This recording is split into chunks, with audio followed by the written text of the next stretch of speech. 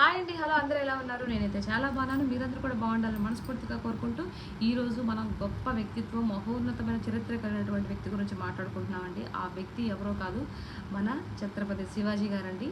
ఈయన గురించి మాట్లాడుకుంటూ నిజంగా చదువుతూ ఉంటే ఎప్పుడు చిన్నప్పుడు స్కూల్లో బుక్లో చదివాను. తర్వాత ఈరోజు ఆయన గురించి ఒక్కొక్క పేజ్ చదువుతుంటే, నిజంగా వింటుంటే నా రోమాలు నిక్కబొడుచుకున్నాయన్నమాట. సో ఇంతటి గొప్ప వ్యక్తులు ఈ భూమి మీద లేకుండా పోయారని ఒక చిన్న బాధగా ఉంది. అట్ ది సేమ్ టైం ఈరోజు తన పుట్టినరోజు శుభాకాంక్షలు కూడా తెలియజేసుకుంటున్నానండి. మన మధ్య లేకపోయినప్పటికీ కూడా ఇలాంటి వ్యక్తులు ఉన్నట్టే అనిపిస్తుంది నాకు ఆ చరిత్ర వింటుంటే. సో అంత మహోన్నతంగా ఉందన్నమాట. సో ఇంకెందుకు ఆలస్యం, మన ఛత్రపతి శివాజీ గారు 1630 సంవత్సరం ఫిబ్రవరి 19న పుట్టారండి. వీరు పూణే జిల్లాలోని జున్నార్ పట్టణంలో శివకోనేరు కోటలో షాహేజా జిజియాబాయి దంపతులకు ఈయన పుట్టడం జరిగింది. వీళ్ళు వచ్చేసి భూస్లే కులానికి చెందినటువంటి వాళ్ళండి. వీళ్ళ వృత్తి వ్యవసాయంగా ఉండేది. సో శివాజీ గారి యొక్క తల్లి గారు జిజియాబాయి గారు ఎంతో దేశభక్తి కలిగినటువంటి వ్యక్తి అండ్ భక్తి కూడా కలిగినటువంటి వ్యక్తి అండి. ఎందుకంటే ఈవిడ కొలిచే దేవత పార్వతీదేవి అనమాట. ఈవిడ చిన్నప్పటి నుంచి కూడా మన దేవాలయాలు ఎవరైనా కూల్చేయడం కానీ, లేదంటే మన మతస్థుల గురించి, హిందూ ధర్మం గురించి ఎవరైనా తప్పుగా మాట్లాడినా, ద్వేషించినా కూడా ఈవిడ చూస్తూ ఉండేది కాదనమాట. తిరిగి ఏదో చేయాలి వాళ్ళతో, ఇది ఎందుకు అలా మాట్లాడుతున్నా అంటే ఇక్కడ వ్యతిరేకించే తత్వం బాగుంటుందన్నమాట శివాజీ తల్లి గారికి, జియాబాయి గారికి. సో అదేనేమో కొడుకు పునికి పుచ్చుకొని వచ్చాడు కాబట్టి ఈరోజు మన హిందూ ధర్మం బ్రతుకుందని నాకు అనిపిస్తుంది.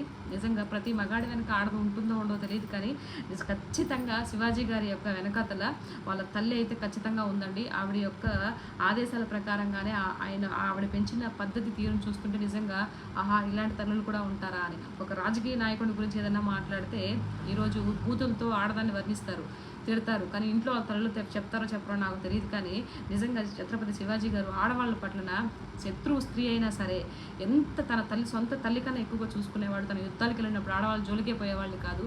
సో అలాంటి రోజులు మళ్ళీ వస్తే ఎంత బాగుండు, అలాంటి నాయకులు పుడితే బాగుండు అనిపించేది.